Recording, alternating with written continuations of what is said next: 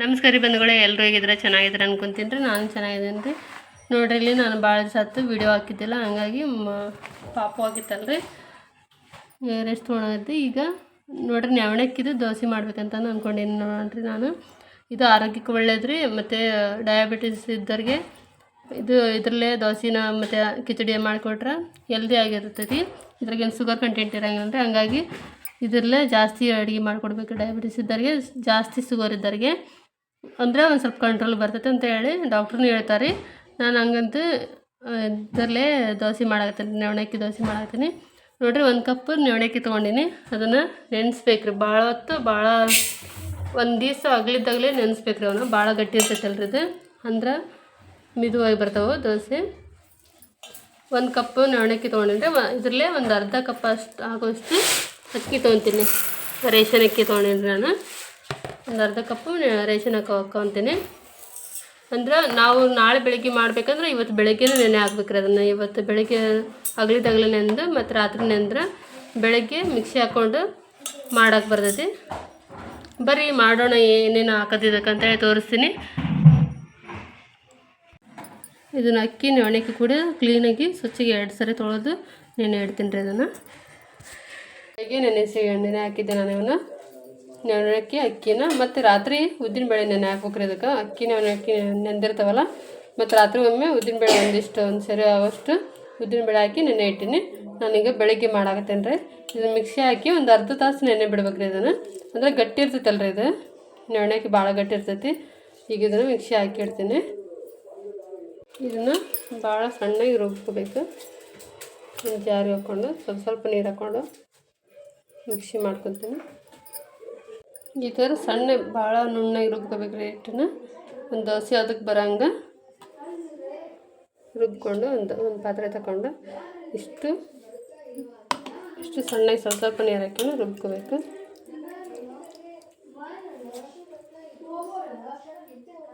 Mixie ಹಾಕಿದೆ ನೋಡ್ರಿ, ಇಷ್ಟ ಆಗೈತಿ. ಈಗ ಒಂದು 20 ನಿಮಿಷ ಇದು ನೆನೆ ಬಿಡ್ಬೇಕು ರೀ ಹಿಟ್ಟನ್ನು. ಅಷ್ಟೊತ್ತೊಳಗೆ ಚಟ್ನಿ ಮಾಡ್ಕೊಳಕ್ಕೆ ಬರ್ತೈತೆ. ಇದು ನೆನೆದೊಳಗನ ಹಸಿ ಒಳಗೆ ಪುದೀನ ಚಟ್ನಿ ಮಾಡಾಕತ್ತೀನಿ ನಾನು. ಪುದೀನ ಒಂದು ಅರ್ಧ ಕಟ್ಟು ಪುದೀನ ಸೋಸ್ಕೊಂಡು ತೊಳ್ಕೊಂಡಿನಿ. ಒಂದು ಅರ್ಧ ಕೊಬ್ಬರಿ ಬಟ್ಲ ಎರಜಿಟ್ಕೊಂಡೀನಿ ರೀ ಚಟ್ನಿ ಮಾಡೋಕೆ. ಇದನ್ನು ಹಾಕಿ ಸಣ್ಣಗೆ ರುಬ್ಕೊತೀನಿ. 1-2 ಮೆಣಸಿನ್ಕಾಯಿ, ಹಸಿ ಮೆಣಸಿನ್ಕಾಯಿನ ಇದು ಮಿಕ್ಸಿ ಹಾಕ್ಕೊತೀನಿ. ಇದರೊಳಗೆ ಸಣ್ಣಗೆ ಮುರಿದು ಒಂದು ಸ್ವಲ್ಪ ಕೊತ್ತಂಬರಿ ಹಾಕ್ಕೊತೀನಿ. ಒಂದಿಷ್ಟು ಅಲ್ಲ ಹಾಕ್ಕೊತೀನಿ ರೀ, 1-2 ಹೆಸರಷ್ಟು. ಇದನ್ನು ಸಣ್ಣಗೆ ರುಬ್ಕೊತೀನಿ. ಒಂದು ನೀರು ಹಾಕ್ಕೊಂಡು ಚಟ್ನಿ ಸಣ್ಣಗೆ ರುಬ್ಕೊಂಡಿನಿ. ಇದನ್ನು ಪುದೀನ, ಕೊಬ್ಬರಿ, ಮೆಣಸಿನ್ಕಾಯಿ ಎಲ್ಲ ಹಾಕಿ ಈಗ ಇದನ್ನು ಒಗ್ಗರಣೆ ಕೊಡ್ತೀನಿ ರೀ. ಸ್ವಲ್ಪ ಎಣ್ಣೆ ಹಾಕಿದ್ದೀನಿ. ಒಂದು ಸ್ವಲ್ಪ ಜೀರಿಗೆ, ಸಾಸಿವೆ ಜೀರಿಗೆ ಹಾಕ್ಕೊಂಡು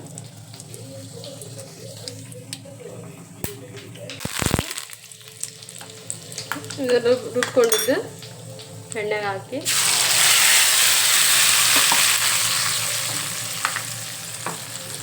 ಸ್ವಲ್ಪ ಹಸಿ ವಾಸನೆ ಹೋಗಂಗೆ ಒಂದು ಸ್ವಲ್ಪ ಬೆಚ್ಚ ಮಾಡ್ತೀನಿ ಅಷ್ಟು.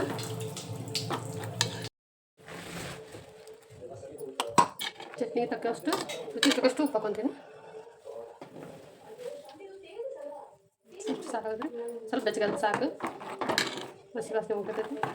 ನೋಡಿ, ಸ್ವಲ್ಪ ಗಟ್ಟಿ ಅಲ್ರಿ ದೋಸೆ ಒಳಗೆ ಹಚ್ಕೊಂಡು ತಿನ್ನೋಕೆ ಚಲೋ ಆಗುತ್ತೆ ಅಂತೇಳಿ. ನೋಡಿರಿ, ಈಗ ದೋಸೆ ಹಂಚ್ ಕಾಯಕ್ಕಿಟ್ಟೀನಿ ನೋಡಿರಿ. ಈಗ ಅರ್ಧ ತಾಸು ಆತಿದ್ದು ನಾನು ಮಿಕ್ಸಿ ಹಾಕಿಟ್ಟು ಒಂದು 20 ನಿಮಿಷ ಹಾಕ್ಬೇಕಂತ ಮಾಡಿದ್ದೆ. ಟೈಮ್ ಆಯಿತು ನೋಡಿದ್ದಕ್ಕೆ. ರುಚಿಗೆ ತಕ್ಕಷ್ಟು ಉಪ್ಪು ಹಾಕ್ಕೊತೀನಿ. ಒಂದು ಅರ್ಧ ಚಮಚ ಆಗೋಷ್ಟು ಸೋಡಾ ಪುಡಿ ಹಾಕ್ಕೊತೀನಿ. ಹಾಕ್ಕೊಂಡು ಪೂರ್ತಿ ದೋಸೆ ಅದಕ್ಕೆ ಬಂದೈತ್ರಿ. ಈಗ ಅದು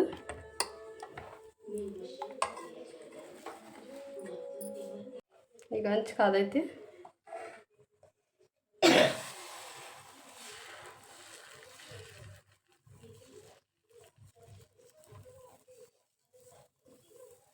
ನಮ್ಗೆ ತೆಳ್ಳಗೆ ಬೇಕಾದ್ರೆ ತೆಳ್ಳಗೆ ಹಾಕ್ಕೊಬೋದು, ದಪ್ಪ ಬೇಕಾದ್ರೆ ದಪ್ಪ ಹಾಕ್ಕೊಬೋದು. ನಾನು ಸ್ವಲ್ಪ ತೆಳ್ಳಗೆ ಹಾಕಾಕತ್ತೇನೆ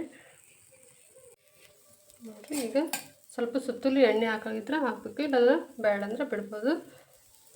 ನಾನು ಸ್ವಲ್ಪ ಟೇಸ್ಟ್ ಚೆನ್ನಾಗಿ ಬರಲಿ ಅಂತಂದೇಳಿ ಸುತ್ತಲೂ ಎಣ್ಣೆ ಹಾಕ್ತೀನಿ. ಅದು ತಾನೇ ಬಿಡ್ತೈತಿ ನೋಡ್ರಿ. ಅದು ಈ ಥರ ಬಂತಂದ್ರೆ ಈ ಥರ ಬಿಡ್ತೈತಿ ನೋಡಿ.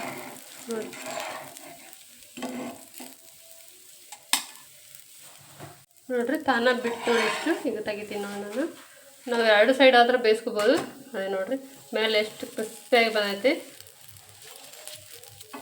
ನಾನು 2 ಸೈಡ್ ಬೇಯಿಸಿ ತೋರಿಸ್ತೀನಿ ಒಮ್ಮೆ.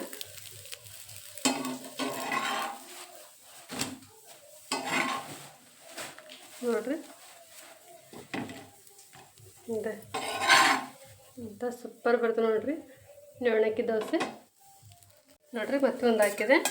ಅದಕ್ಕೆ ಸ್ವಲ್ಪ ತೊಲೆ ಎಣ್ಣೆ ಬಿಡ್ತೀನಿ. ಒಂದು ಸ್ವಲ್ಪ ದಪ್ಪ ಹಾಕಿನಿ. ಇದನ್ನು ನಮಗೆ ದಪ್ಪ ಬೇಕಾದ್ರೆ ದಪ್ಪ ಹಾಕೋಬೋದು, ತಿಳ್ಬೇಕಂದ್ರೆ ತಿಳು ಹಾಕೋಬೋದು. ನೋಡ್ರಿ ಹೆಂಗೆ ತಾನ ಸುತ್ತಲ್ಲ ಹೆಂಗೆ ಹೇಳ್ತೈತಿ. ಇದನ್ನ ಸಿಕ್ತವ ರೀ ಇದು ನೋಡ್ರಿ. ನವಣಕ್ಕಿ ದೋಸೆ ಎಂಥ ಸೂಪರಾಗಿ ನೋಡ್ರಿ. ನವಣಕ್ಕಿ ಅಕ್ಕಿ ಹಾಕಿ ಮಾಡಿದ್ದೆ ನೋಡ್ರಿ. ಮಸಾಲೆ ದೋಸೆಕ್ಕಿಂತ ಬಲಾಗಿ ನೋಡ್ರಿ, ಭಾಳ ಕ್ರಿಸ್ಪಿಯಾಗಿ ಬರ್ತೈತಿ. ನಾವು ಮಿದುವಾಗಿ ಮಾಡ್ಕೋಬೋದು ನೋಡ್ರಿ. ಚಟ್ನಿ ಒಳಗೆ ಎತ್ಕೊಂಡು ತಿಂದುಬಿಟ್ರೆ ಪುದೀನ ಚಟ್ನಿ ಒಳಗೆ ಹೆಲ್ದಿಯಾಗಿನೂ ಐತ್ರಿ, ಮತ್ತು ತಿನ್ನೋಕೊಂಡು ಟೇಸ್ಟ್ ಐತಿ ಬಾಯಿ ಒಳಗೆ. ನೋಡಿರಿ ಈ ಥರ ನೀವು ಒಮ್ಮೆ ಟ್ರೈ ಮಾಡಿ ನೋಡಿರಿ. ಯಾಕಂದ್ರೆ ಶುಗರ್ ಪೇಷಂಟ್ ಭಾಳ ಜನ ಇರ್ತಾರಲ್ರಿ. ನವಣಕ್ಕಿದು ಕಿಚಡಿ ಅದನ್ನು ಮಾಡೋಕ್ಕಿಂತ ಈ ಥರ ವೆರೈಟಿ ಮಾಡಿಕೊಟ್ರೆ ಎಲ್ಲರೂ ಇಷ್ಟಪಟ್ಟು ತಿಂತಿರ್ತಾರೆ. ಮಕ್ಕಳಿಗೆ ಇದಾಗುತ್ತೆ. ನೀವು ಒಮ್ಮೆ ಈ ಥರ ಟ್ರೈ ಮಾಡಿರಿ. ಧನ್ಯವಾದ. ಮಕ್ಕಳನ್ನ ತಿನ್ಬೋದು. ಐತೆ ಸೂಪರ್ ಆಗೈತೆ ನೋಡ್ರಿ. ನನ್ನ ಮಗ ದೋಸೆ ತಿನ್ನಾಗತ್ತಾನ. ಚಲೋ ಆಗೈತೆ ಅಪ್ಪಾಜಿ, ಟೇಸ್ಟ್ ಆಗೈತೆ ನೋಡ್ರಿ. ನವಣಕ್ಕಿ ದೋಸೆ ಮಕ್ಕಳಿಗೆ ಇಷ್ಟ ಆಗುತ್ತೆ, ದೊಡ್ಡವ್ರಿಗೆ ಇಷ್ಟ ಆಗುತ್ತೆ. ನೀವು ಒಮ್ಮೆ ಈ ಥರ ಟ್ರೈ ಮಾಡಿ ನೋಡಿರಿ, ಸೂಪರ್ ಇರುತ್ತೆ.